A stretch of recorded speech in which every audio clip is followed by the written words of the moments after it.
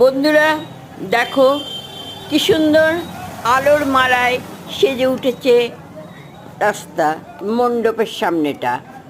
দেখো আজ চতুর্থী, মহা চতুর্থী। এই চতুর্থীর দিনে মণ্ডপে মা দুর্গা এলেন। দেখো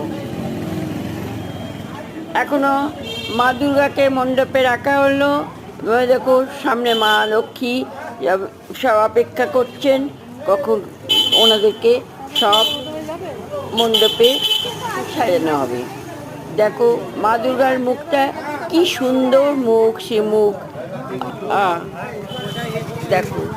আর মণ্ডপটা কত সুন্দর সেজে উঠেছে, কি সুন্দর দেখো আলোকিত হয়ে গেছে মা আসাতে মণ্ডপটা।